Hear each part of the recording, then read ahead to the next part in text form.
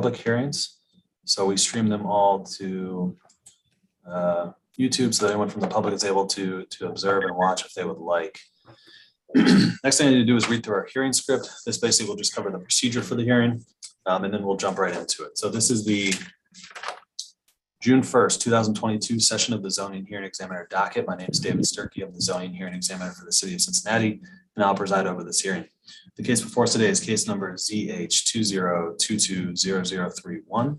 The purpose of this hearing is to allow applicants and opposing parties to testify and to offer and refute evidence and testimony. This hearing will follow the rules found in the zoning code and the supplemental rules of the Zoning Hearing Examiner.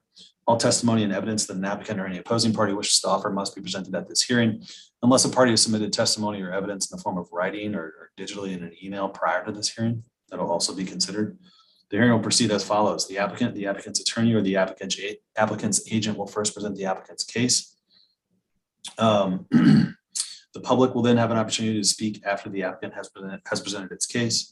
I will give the zoning plans examiner, Wes Menzel, an opportunity to provide any testimony that he would like. In the event any party testifies or offers argument in opposition to this application, the applicant shall have an opportunity to rebut that testimony and or argument that was offered in opposition. And then finally, the applicant will have an opportunity to make any closing statements.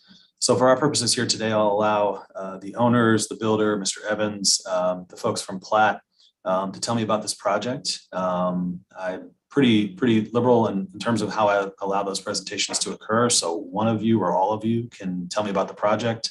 Again, I want to hear the background. I want to hear why you think this project is appropriate and why I should grant this particular relief.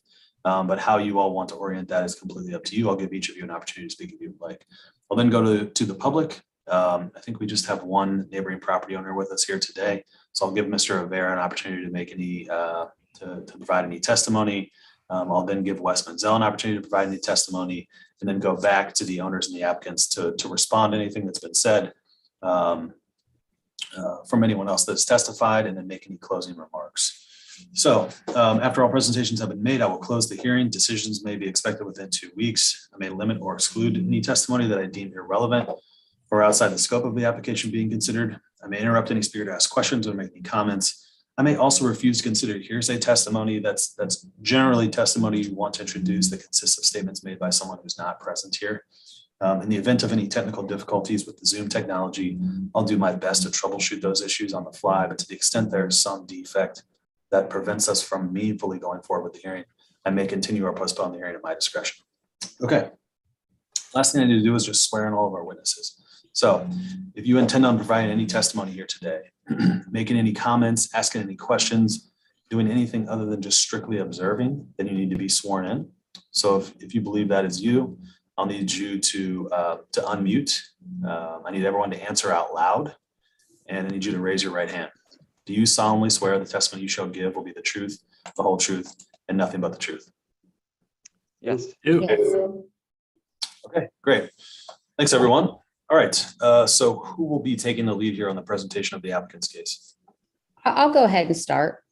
Okay, Ms. Schran, go ahead. Floor is yours. I'll just kind of give you, like you said, an overview of what the project is about. So we purchased this property. It's a 1906 original stone carriage house to the former Barrett estate. It was the only piece of property or structure that was left. There used to be a 15,000 square foot mansion that was part of this estate. And luckily the carriage house was left and it was parceled off as a lot with a structure. So our goal is it's pretty much in raw condition. There are no walls in the building. There's no any semblance of any kind of living space. So we would like to totally renovate. We would need to add on a garage. There is no garage that exists. We need to add a driveway. There is no driveway. And then we have a hillside that slopes right into the structure that we obviously need to take care of because of draining issues, water into the building, and also to create some sort of yard. So again, a structure that from 1906 that has never been a home, we would love to turn this into a home and save the structure from being torn down. Okay. Anything else you'd like to tell me at this time about the project? I mean, it'll fit nicely into the neighborhood. It'll preserve a piece of Cincinnati history.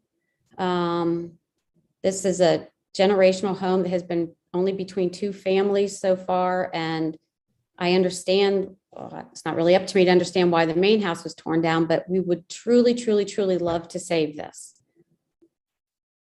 Okay. Yeah, and I'll just add that part of the project includes a garage that will be connected to the main house through a trellis, and some retaining walls that are just going to make it functional to have the driveway in place and, like Carrie said, to contain a yard. Okay. Did anyone else on the applicant owner side like to testify about this project? Why I should grant this relief? One thing I might add about the retaining wall. Can you hear me? Yeah, I can. Go ahead. It is drawn, it does taper from the high point over 100 foot down to next to nothing. So I guess over the first 35, 40 feet, it would taper from 14 foot to 8 foot. So there's, most of the wall will be, I guess, in code, but it's there's just no way to build it without going above that. Gotcha. Yeah. So could you dig in a little bit more on the specific relief that's being requested?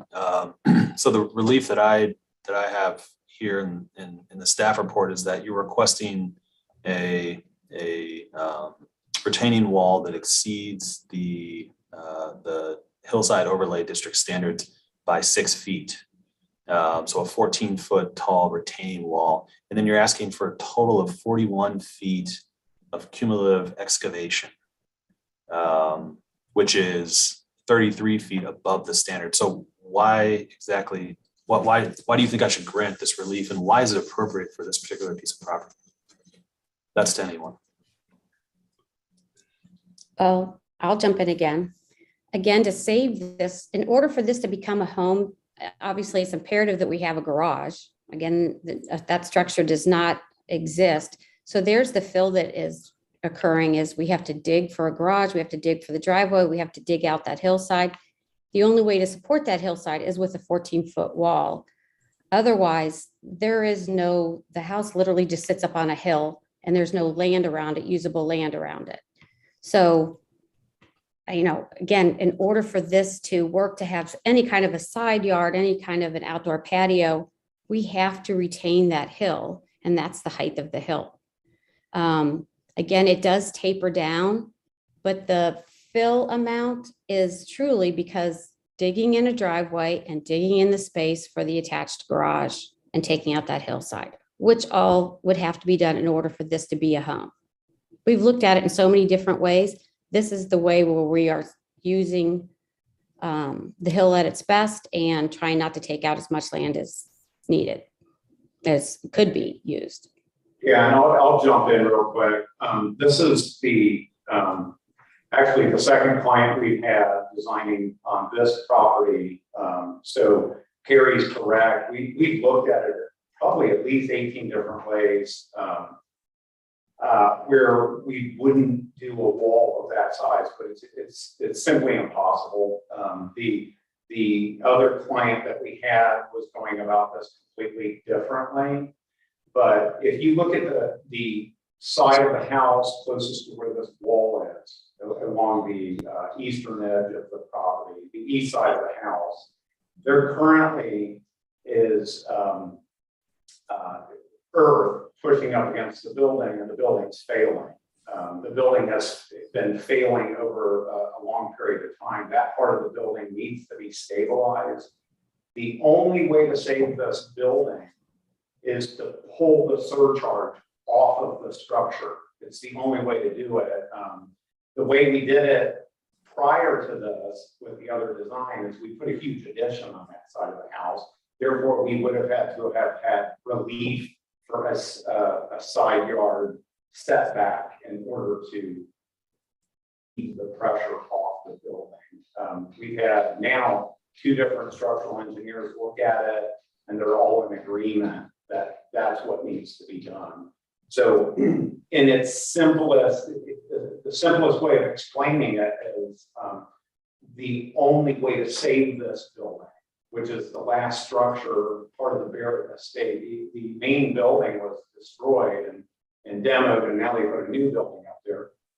This is the last architectural gem left on the property, and the size of the lot prohibits us from doing anything but what we're doing. It's this, and going from the 14-foot, it's true tapers rapidly, and therefore there's only, it's like kind of a worst case scenario. It's this one moment on the wall, and then it tapers down abruptly. So it's really, and on average, the wall is like a 7-foot wall if you average it out. So it sounds worse than it is when you say we're looking for a 6-foot relief from the code. But you can see, yeah, it drops pretty quickly. And again, it's not unusual. The front of the building has a 14-foot wall. The only way to appropriately design on this property is to drop, it was already dropped originally 14 feet on the front with a curved wall, and it would make sense to do it once again on the back side of the property. So I think it's very appropriate given the nature of this building. If we want to save the building, this is what we have to do. We have not come up with another solution. So thank you. Yeah, no, thank you for that that explanation. I think that makes sense. So the idea behind the wall, which is primarily on the eastern side of the building, correct, is to help protect the hillside from moving in or encroaching onto the actual eastern facade of the building. Yes. Gotcha. That's correct. That's correct. And the nice thing about it is this retaining wall is actually hidden from the rest of the development. It's on the back side of the building, basically. The east side is the back side. And it separates it from the large building that replaced the Barrett estate on the other part of the building, upper part of the hillside. So again, it's in a hillside like this, even though we're looking for relief, this is pretty common to what we end up having to do on a property of this size. So with this type of property site constrictions. So. Gotcha. Okay. And then could you talk then too about the excavation? Could I jump in there, Mr. Sturkis, Jonathan Evans? But yeah, I just want to kind of echo some of the same comments that Kurt Platt and Carrie Schran made about the retaining wall. I think it's appropriate for this lot. It's not excessive, and I'll also add, we worked on the original development here, and we also have worked with many of the properties that have been built within here, and I think every single one of the houses to date, except for one I recall, has come before your board for a hillside hearing, of this nature. So, as you well know, this site has a tremendous amount of fall and topography across it. That's the way it was built. It's got fabulous river views, and it's just a true gem to the city there. And but what that also created was sloping lots. And when you build a house, a new house in particular, that's kind of cut in or terraced into that house, the simple basement wall of a house of this nature, that's 8 feet, 9 feet, creates the demand for a hillside hearing. So, again, for this development, this is not unusual. We've been in front of your board, and this is a very common occurrence here with this development. So that's kind of, the back history there. But again, as you well know, I've presented in front of this board several times in front of you, Mr. Sturkey. We still disagree, tremendously with the way the zoning code is written, or the hillside portion of this, or how it's being interpreted. 41 feet sounds like a lot, but it's not when you put it in perspective of what it really is. So, the way they look at it, Wes and the reviewing agents, and I don't mean this in any disrespect, the way it's reviewed is the highest level of any cut that starts sets an elevation, and if you move over horizontally 100 feet, the natural slope slopes off, say 10, 15, 20 feet. If you have a cut of 2 feet there, it adds up that incrementally. And we don't agree that that truly reflects the cuts that are being made here. You know, we kind of look at it very simply that if you take one single drop or point on a piece of property, if you have a cut of, 5 feet or 6 feet, that's what the cuts are. Or if you have a fill of 3 or 4 or 5 or 6 or 8 feet, that's what the fill should be. So we don't necessarily agree with the 41 feet of cut, again, for that reason, because, it's not really reflecting truly what is being cut. The cuts are more in line with, I think, the worst case scenario, about 14 feet where that retaining wall is. And so that's our opinion on the cuts and fills there. But, I would say, we're not doing a basement or this is an existing structure that the Strands are trying to save, which I think is fabulous. But they're not building, a large addition or, a basement that requires those 10 feet cuts or anything like that. They're kind of terracing into the hillside to put in a garage, which is kind of much needed for today's society. And then creating some living space above that. So, they do have those cuts and fills, but it's not as dramatic as it sounds, I guess, is my point. Gotcha. So if you were interpreting the code, what would you say the maximum cut here is? I think the maximum cut's about that location where we have that 14-foot wall, and so would exceed the allowable 8 feet by 6 feet. But that's kind of the way I would look at it. And again, I think it's a reasonable request in this scenario where they're trying to save a house and trying to create a garage and some outdoor living space. The only thing I might add as well is, and Mr. Barrett could attest to this if you did want to speak, but when we originally set out to divide this lot and cut it up, I think the intent of the development group was to try to sell this house, this carriage house, with the large house or the big mansion or the Barrett estate. That was the approach they took all along. And why I say that is we created a lot that surrounded the carriage house, which was much smaller than the other lots in the development. And only because of that, they I think hoped or anticipated that it might sell with the large house and that whoever would buy that house might, carry on and keep the carriage house. But I say that because the smaller lot, which didn't give the Strands, as things developed or played out, as they've attested before, the large house was sold off and is being redeveloped now, and the carriage house was purchased by the Strands. But because it was a little bit smaller, it didn't afford the area to create that living space and, a larger backyard or anything of that nature because of the way the development was set up in the beginning. Gotcha. Okay. They had to cut into a smaller lot, which, again, to create any living space, kind of created the need to build into that hillside with the garage and the walls. Got it. Okay. And you mentioned the history, talked a little bit about the history of the subdivision. I think that history has come with some concerns about hillside stability.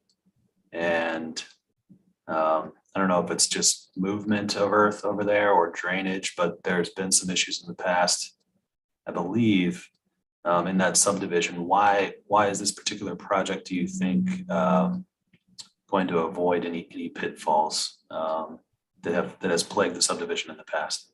I think that's not necessarily true. First of all, there were some conditions, and some of those happened during construction when the subdivision was being built.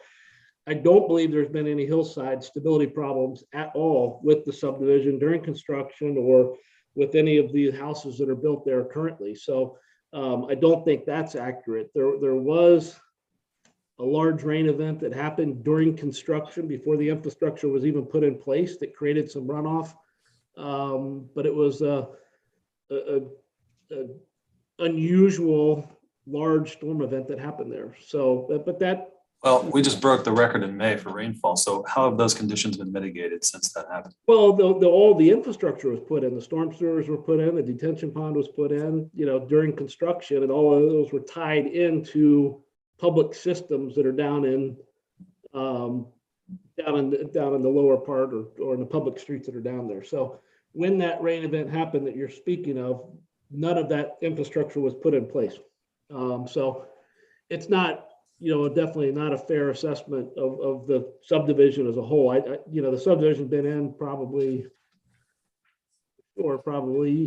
6, 7, 8 years now, and I don't believe there's been any problems since. But people don't call me, or I don't hear everything, or certainly don't go up there during storm events. But to my knowledge, I don't think there's been any unusual storm events or surcharges or anything on the properties downstream.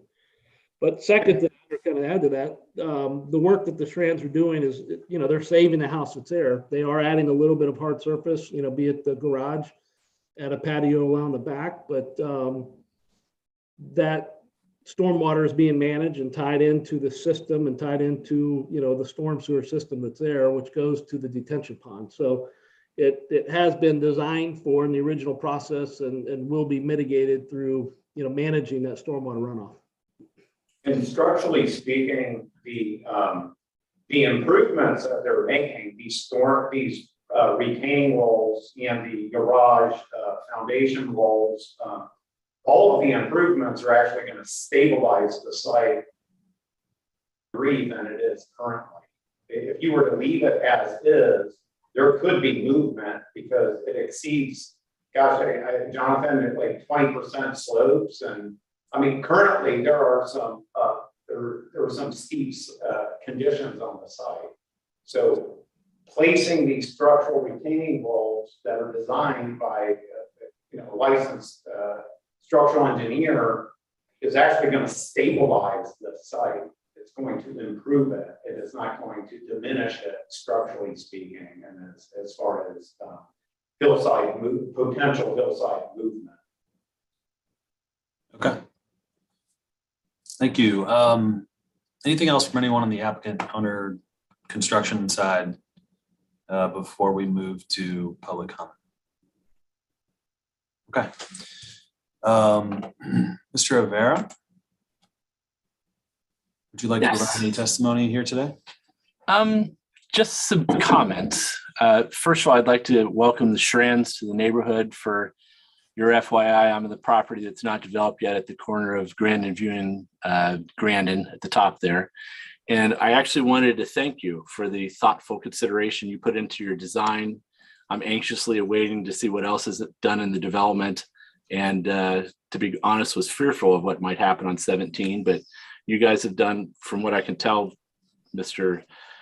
Munzel sent me information, and from that information, it looks like you were very thoughtful about the western side of the property and the sight lines below the property, which impact me directly. So I think you've done a beautiful job. It looks great, and about neighborhood. Thank you. Okay. Mr. Rivera, anything else you want to provide? No, I may use Mr. Evans to testify for me sometime in the future. Okay, sounds good. All right, let's jump over to Wes Menzel, the zoning plans examiner. Wes. Good afternoon.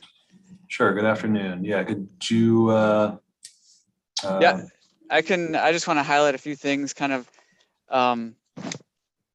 in my report.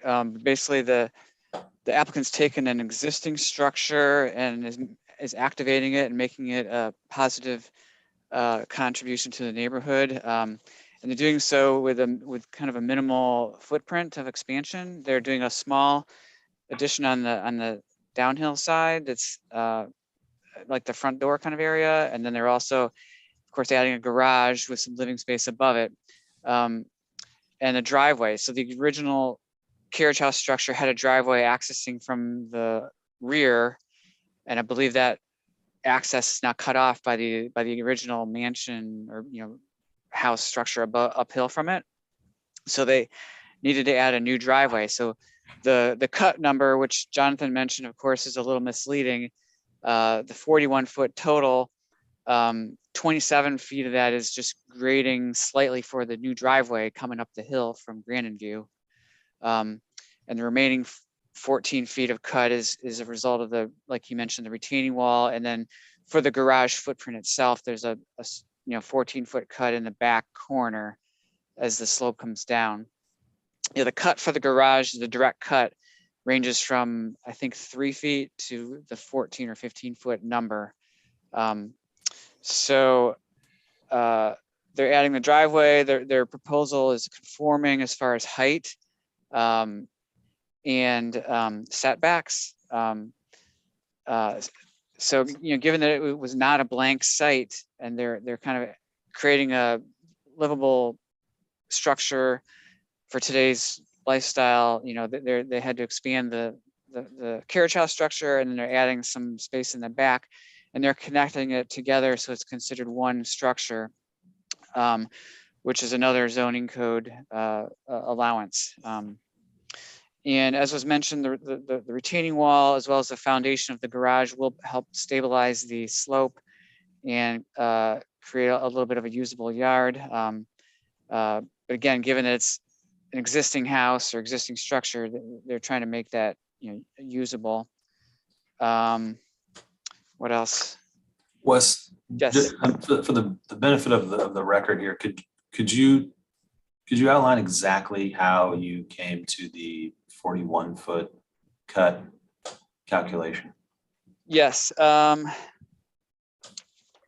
So we calculate that based on the existing grade at basically at the two extents, the top and the bottom. So I've noted that the bottom of the driveway at the end of the property line is at 728 above sea level. And Are you measuring from the bottom of the driveway? Because I'm sorry. Yeah, the lowest part is 687. I'm sorry. So and then Wes, why do you measure from the bottom of the driveway? Is it because that's the lowest point where there's some excavation occurring? Correct. And then we go up to the top, and I mean, they are actually doing some grading the entire distance between the 2 points. So the top part starts at 728. So then 728 minus the 687 above sea level is the 41-foot number.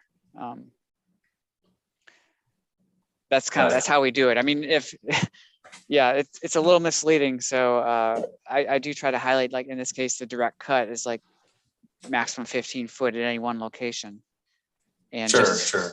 And there's a small volume of location that has that number of cut, and it decreases for the garage itself. Okay. So if it wasn't for the excavation or the grading for the driveway, then this would be, I think Mr. Evans said, about a 14-foot total cut. Is that right? Yeah, something like that. Yep. Okay. Okay.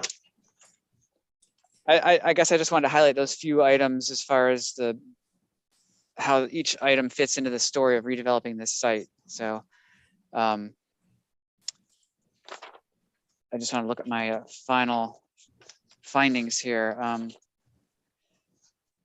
The proposed design is a reasonable request to promote the adaptive reuse of an existing structure, given the existing topography. The home and addition will not negatively impact the abutting property owners, and it's a reasonable design solution to create an active, marketable, and up-to-date dwelling unit. Thanks. Thank you, Wes. One question. This could be for Wes or for someone from the applicant owner team. The yard space that's going to be created, could someone tell me a little bit more about that? Are we trying to create a flat yard on the property by cutting into the hillside, or is that just a natural byproduct of this retaining wall, the installation of the retaining wall?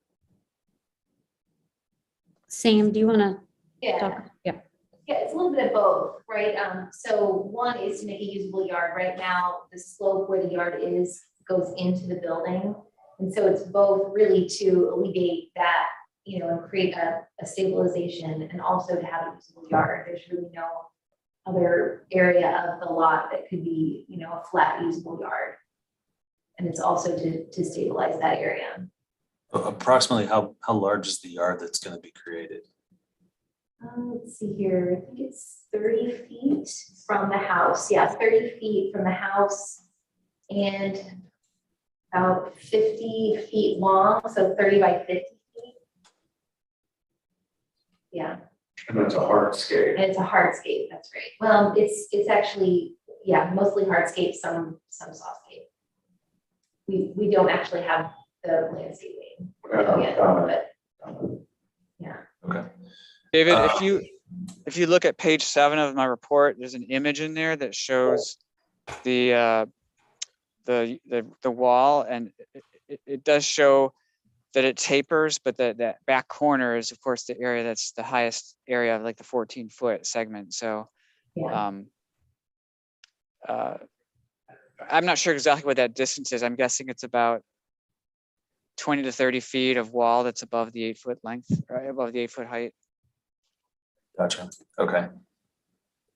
And it looks like there's at least there was at some point a significant amount of sort of tree cover towards the Grandin Road portion of the property.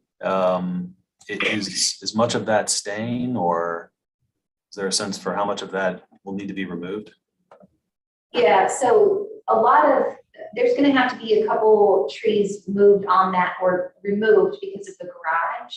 That is that's the area on the east side of the property. That's where the garage will go. And if you kind of look at page 3 of Wes's report, that gives a really good view of what that's going to look like. I suspect maybe 4 of these trees will need to be removed.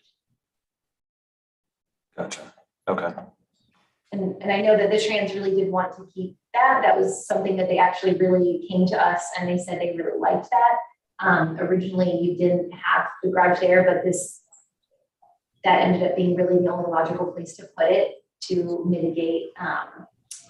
It was balancing. The Shrans was really important to balance that view out for the rest of the neighborhood, and they didn't want to block those viewpoints. So nestling the garage behind there actually kind of hides it nicely in the hill. So it makes it, if it had been into the front of the site, that really would have been very, I think, intrusive to the neighborhood. Got it. Okay. I think that's all the questions I have. That's all the questions I have right now. Did anyone want to respond to anything from Wes or any other testimony here in closing or otherwise before we adjourn? No? Okay. All right, I think we will leave it at that then. I've had a chance to review the application materials, the staff report. I'm familiar with this neighborhood and with the site. So based on that and the testimony that I've heard here today, I'm going to approve the application. I need to formalize that decision in a written opinion, which usually takes about a couple weeks. As soon as I finish that decision, I put it into a PDF and I email it to everybody who's in the hearing here today. So you all will have a copy of it really just moments after it's complete. As soon as you have that, you can, Wes will be able to approve the permitting and move that forward. If you have any questions in the meantime, or if you'd like a status update as to where I'm at with that decision, feel free to reach out to me directly. Happy to answer any questions or to give you a status update. Any other questions right now about any of that?